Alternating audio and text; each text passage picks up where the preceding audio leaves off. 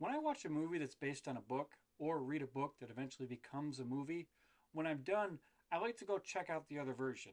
It's fun to compare the two and then see the different directions they go. The vast majority of the time, the book is just so much better. I mean, there's just a lot more you can do and you get more time to flesh out the story, the characters, and their motivations than you can in a 90-minute movie. But that is not always the case, like today's movie, Knock at the Cabin.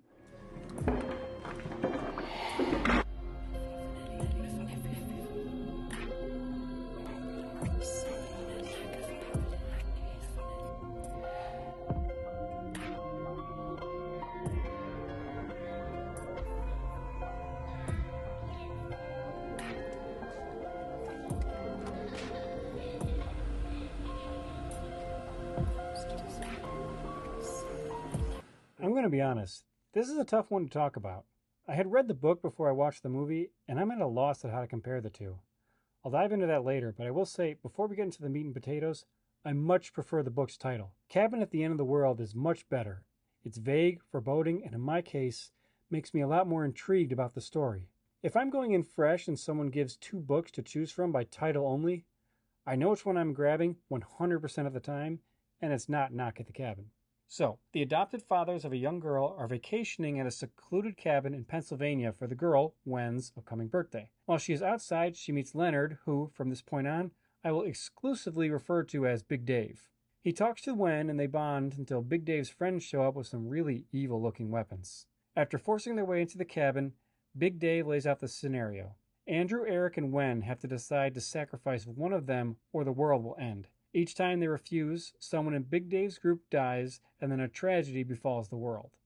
As the violence and death toll rise, Eric and Andrew are forced to make an impossible decision, or everyone in the world dies. As for my thoughts, this is my biggest takeaway. Big Dave is a phenomenal actor. If it weren't for Hulk Hogan's cinematic masterpiece, Suburban Commando, I would say Big Dave is by far the best wrestler turned actor. You think that's damning with faint praise, but say what you want about Rock playing it safe, he was the biggest movie star on the planet for years. Big Dave carries this movie, and it's not just his immense presence either. He's bigger than the entire cast put together, but he's not trying to intimidate them into submission. He's stuck doing something he hates, and he's pleading with them throughout the entire movie. Everything he says and does is so filled with emotion. He has a bunch of monologues and close-up reaction shots, and he knocks it out of the park. He is phenomenal in this.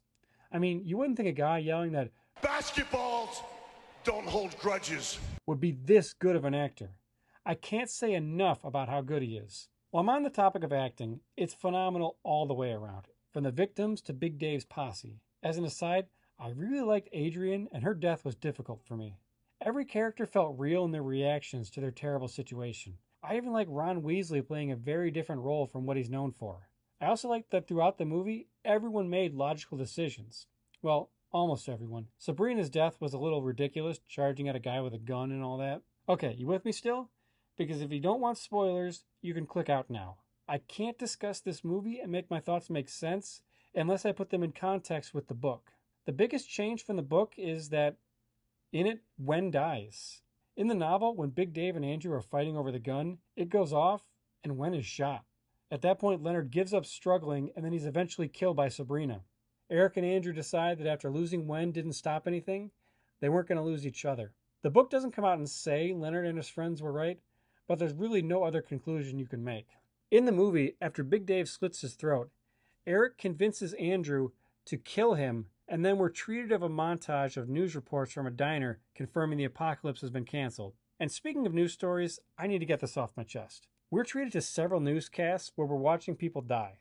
It's not like it's live reports and they couldn't cut the feed fast enough. They're showing footage of people being swallowed by a 50-foot wave and then planes falling out of the sky and erupting into balls of fire. I understand it's the rule of cool, I get it, but no news station is going to broadcast people dying. Other than that, at least the reporters and anchors actually sound like reporters and anchors. A lot of times when I hear a news report in a movie or TV show, I think Jeff and Sasha would have a lot of things to say if I wrote a script like that.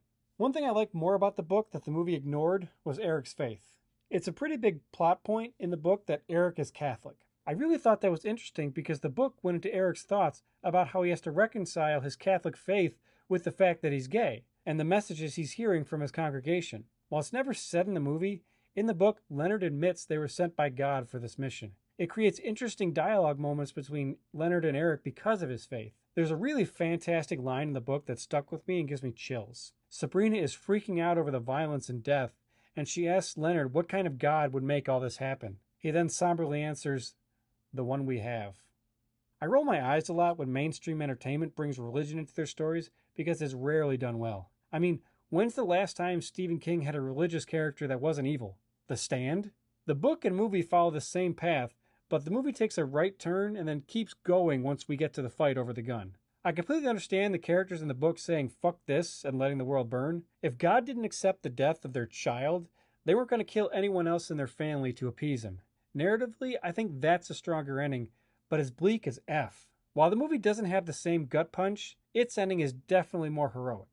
But as much as I hate to say this, less satisfying. Still, if I had to choose, I think I like the movie more.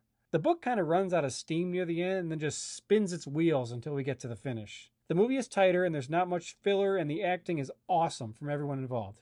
I don't think I'll ever watch it again. I mean, it's really good, but it's difficult to sit through. When I watch a movie like this, I can't help but wonder what I'd do in that situation, and that is something I don't want to spend another second thinking about.